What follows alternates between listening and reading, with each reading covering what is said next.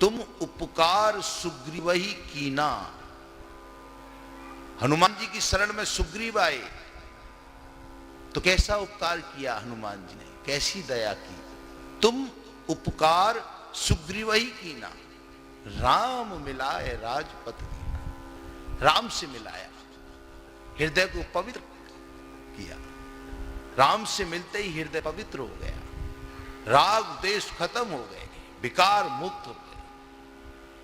तुम उपकार सुग्रीवहि कीना, राम मिलाए राजपथ दीना। राम से मिला दिया और फिर बाद में राजा भी बना दिया। तुमरा मंत्र विभीषण माना।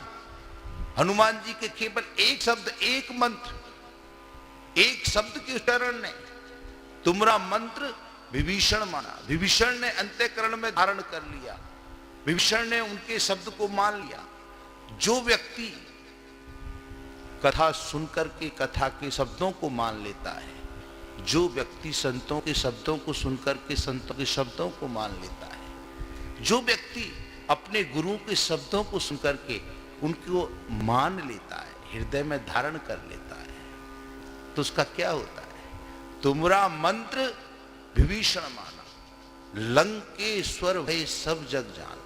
राजा बना दिया। एक शब्द को धारण करने से, चाहे वो गुरु वाक्य हो, चाहे वो संत वाक्य हो, चाहे वो कथा का वाक्य हो, कोई भी एक परमात्मा का एक वाक्य आप हृदय में धारण कर लेंगे तो आप राजा बन जाएंगे।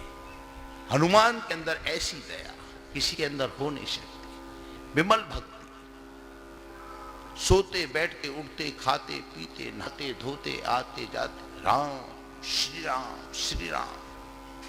आज उन्हीं भगवान का जब स्मरण आचार्य कृष्ण जी, राजेश कृष्ण जी करवा रहे थे तो मैं ऊपर बैठ करके सुन रहा था। मन के अंदर भाव पैदा हो रहा था।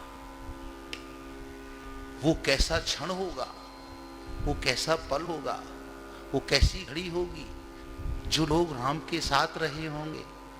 हम तो केवल उनके शब्दों का अनुसरण कर रहे हैं, हम तो केवल उनके नाम का रस पी रहे हैं, आनंद ले रहे हैं, भगवान का दर्शन करके अंतःकरण में आनंद की अनुभूति महसूस कर रहे हैं।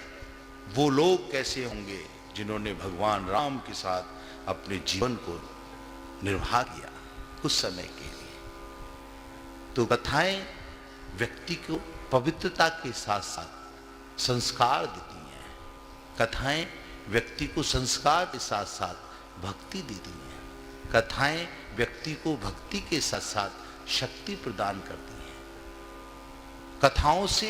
कथाओं को सुनकर के, कथाओं का श्रवण करके मन को शांति पैदा होती है।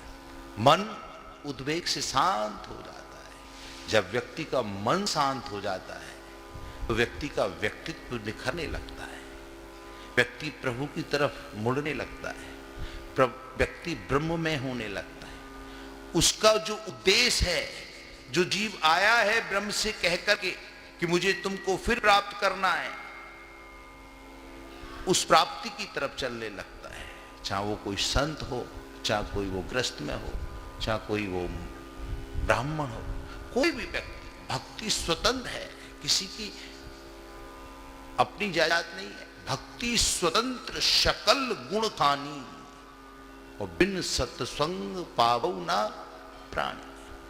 भक्ति बिना सत्संग के नहीं मिलती। सत्संग में जाना, सत्य का संग करना, सत्य परमात्मा है, उसकी संगति में आना, ये संस्कार कौन देता है? ये संस्कार देती है कथा।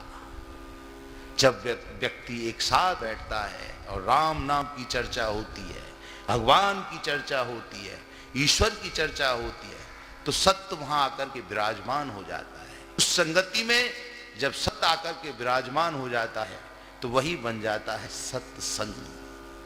और उससे जो किरणें उत्पन्न होती हैं, उसकी जो आभा मंडल पूरे वातावरण में फैलती है, वो भक्ति सबके अंदर व्याप्त हो जाती है। इसलिए भक्ति स्वतंत्र है।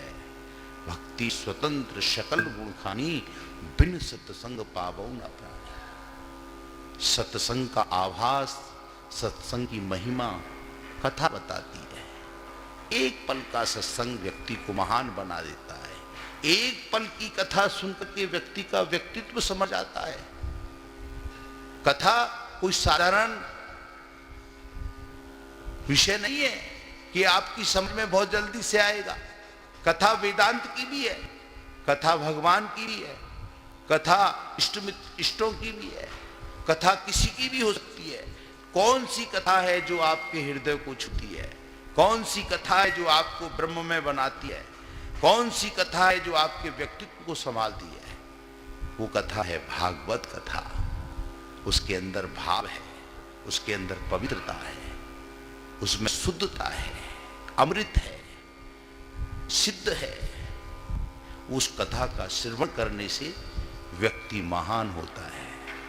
मन की बात कल भी बताई थी, मन की बात आज भी बता रहे हैं। यदि मन स्थिर है तो आप कथा का भाष्य कर सकते हैं। कथा का भाष्य करने से आपके मन के अंदर जो तरंग पैदा होंगी, उन तरंगों को जब किसी चीज पर आप लिखोगे, वही शब्द आपके लिए ऋचा बन जाएंगे, वही शब्द आपके लिए वेद बन जाएंगे, वही शब्द आपके लिए पुराण बन जाएंगे, वही शब्द आपके लिए ग्रंथों के शब्द बन जाएंगे। उनका अनुसरण करके देखिए, आपको मन में शांति भी मिलेगी और प्रभु का दर्शन भी होगा।